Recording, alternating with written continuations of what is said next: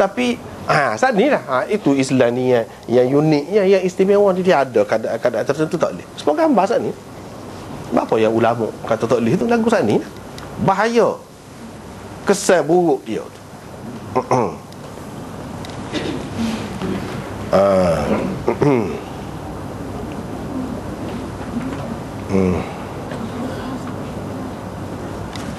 Lepas tu dalam hadis ni kita pergi kepada hadis ni. Tapi hadis ni tidak berapa terang. 259 ni saya menyebutkan kepada Aisyah tentang kata-kata Ibnu Umar, tentangnya gitu ya, dia sebut dalam bracket untuk penjelasan saja. Maka beliau berkata, semoga Allah merahmati Aba Abdurrahman. Dahulu saya memakaikan pewangi kepada Rasulullah, lalu baginda mengunjungi isteri-isterinya. Pada keesokan paginya beliau memakai ihram dalam keadaan semerbak berbau wangi. Di sini dalam riwayat Ibnu Umar ni, dia tidak sebut gapo dia. Saya menyebutkan kepada Aisyah tentang nya tu gapo dia, tidak jelas. Nota 188 dalam riwayat ini tidak ada disebutkan kata-kata Ibnu Umar yang dimaksudkan oleh perawi, tetapi dalam riwayat-riwayat lain, umpamanya riwayat 262 akan datang, disebutkan bahawa beliau berkata, aku tidak suka di waktu pagi aku berihram, aku berada dalam keadaan semerbak berbau wangi. Malah ada riwayat yang menyatakan beliau berkata, lebih baik aku memakai minyak hitam yang berbau busuk yang dilumurkan kepada unta kurak daripada aku memakai wangi-wangian sebelum berihram. Tu kata-kata Ibnu Umar yang orang royak kepada Aisyah, lagu mana? Kira-kira orang muskil lah pergi tanya Aisyah, lagu mana? Aisyah kata, semoga Allah merahmati Aba Abdurrahman. Dia beradat tu, Allah merahmatinya. Kira-kiranya dia anggap salah, tak kena dah tu. Tapi dia beradat. Aku sendiri dulu aku pakaikan air wangi kepada Rasulullah. Lepas tu Nabi SAW pergi mengunjungi isteri-isterinya. Pada keesokan paginya beliau pakai ihram. Pakai ihram tu bau wangi lagi. Tak apa pun, kalaulah wangian ni tak boleh langsung, mesti dia basuh juruh benar lah, kita kata. Basuh sampai hilang lah bau tu. Ni tidak. Dia banyak lah ni. Kalau dari segi ihram ni bak haji, sana Imam Bukhari akan buat mari pula ni. Tak sampai sana, selepas ni ada dah dalam tu riwayat 262 tu. Riwayat 262 cuba kita tengok. Hak tu jugalah.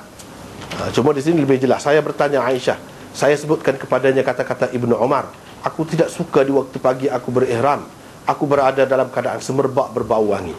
Itulah Ibnu Umar katanya. Maka Aisyah berkata, aku sendiri memakaikan kepada Rasulullah pewangi. Kemudian beliau pergi kepada isteri-isterinya. Pada keesokan paginya beliau memakai ihram. Itulah riwayat Ibnu Umar katanya.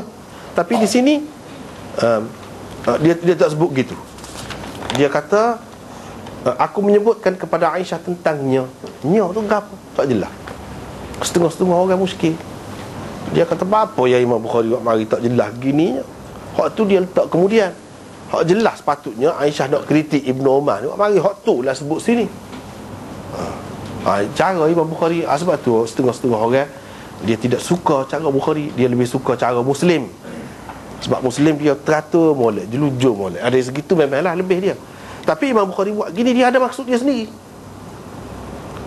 Dia kira hak ni orang maklum dah. Dan dia pun bukan tak nak sebut tempat lain. Tempat lain kalau nak tahu apa dia kata, tengoklah tempat lain. So, maksud dia. Yang kedua dengan maksud meringkaskan cerita. Buat apa ringkas? Sebab tidak maksud hak tu sini. Maksud sini nak ceritanya pergi dengan kepada beberapa orang isteri tu. Kalaulah dia mandi setiap kali lepas dia bersama isteri dia tu mandi, tentulah Aisyah tak bau dah air wangi esok tu. Maka kita kata air wangi orang lain, tak payah cerita air wangi orang lain. Air wangi dia lah tu, hak dia pakai tu maksudnya. Air wangi dia tu kira-kira mula dengan dia. Lepas pada tu pergi berapa orang isteri tu, esok tu bau lagi. Mesti dia mandi. Mandi tu ringkas sangat. Kalau mandi tu setiap kali berjunub mandi, mesti sudah hilang dah. Hak tu hak nak sininya. Bukan nak cerita apa dia Ibnu Umar kata tu, hak tu Tidak maksud sini. Imam Bukhari apabila tidak ada maksud dia perekah tu. Dia ambil hak dia nak saja. Gitu cara.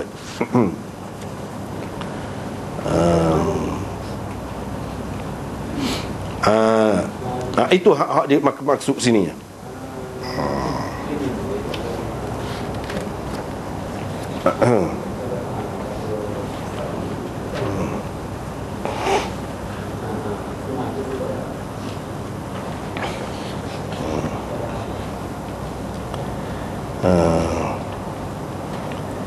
Apa ni, ada nota 189 di situ. Tujuan asal Aisyah berkata begini adalah sebagai membantah pendapat Ibnu Umar. Tetapi Imam Bukhari memahami sesuatu yang lebih daripada tujuan asal Aisyah, iaitu jika Nabi SAW mandi selepas setiap kali bersetubuh dengan isteri-isterinya, tentulah bau pewangi yang dipakaikan oleh Aisyah kepada beliau tidak semerbak lagi pada pagi keesokan harinya. Sebab dia nak bercerita dia tentang air wangi hak dia pakar tu ada lagi. Kalau air wangi hak orang lain tak payah sebut. Ini secara tidak langsung menunjukkan bahawa beliau hanya mandi sekali sahaja di akhir persetubuhan yang berlangsung dengan isteri-isterinya pada malam itu.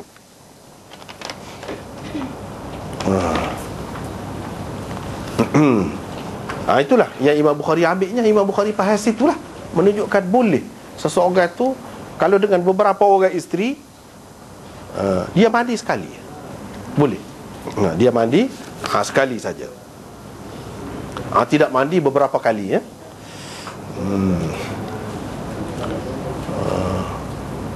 Lepas tu kita tengok nota 190 dan 191. Situ panjang sikit, ya. Imam Bukhari memahami daripada keterangan Anas ini bahawa beliau hanya mandi sekali sahaja setelah selesai melakukan persetubuhan dengan isteri-isterinya. Kerana kalau dikatakan beliau mandi selepas setiap kali bersetubuh dengan setiap orang isterinya, tentulah cara ini akan mengambil masa yang lama. Sedangkan dia kata fis sa'atil wahidah,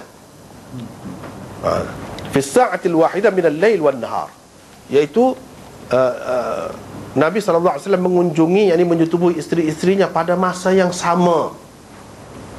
Pada masa yang sama memberi arti dia tidak setiap kali dengan setiap isteri dia tu dia mandi, tak.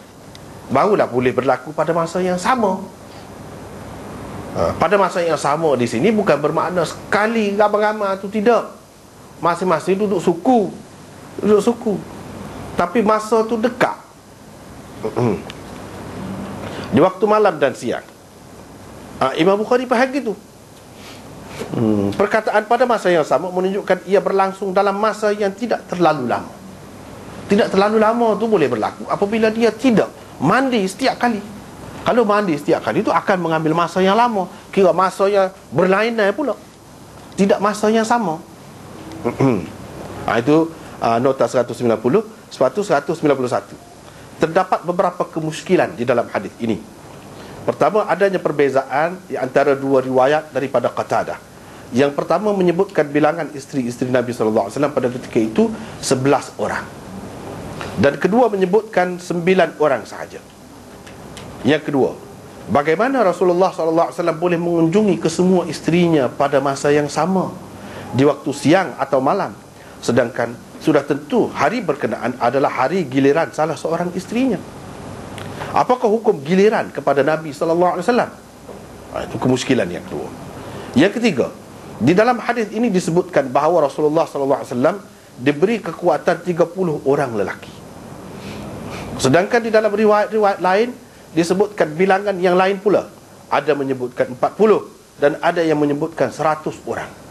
Jadi kuasa Nabi itu diberikan kepada dia tu supaya 100 orang. Apakah jalan untuk mengkompromikan hadis-hadis ini? Jawapan kepada kemusykilan yang pertama ialah, mengikut Imam Bukhari, riwayat Sa'id daripada Qatadah lebih rajih berbanding riwayat Hisham daripadanya. Ini kerana Hisham bersendirian dalam meriwayatkan demikian, kata dua belah tu. Selain itu, kenyataan sejarah juga membuktikan bahawa tidak pernah terkumpul seramai 11 orang isteri Rasulullah SAW serentak dalam satu masa. Tak pernah. Dengan itu, riwayat Sa'id lebih kuat.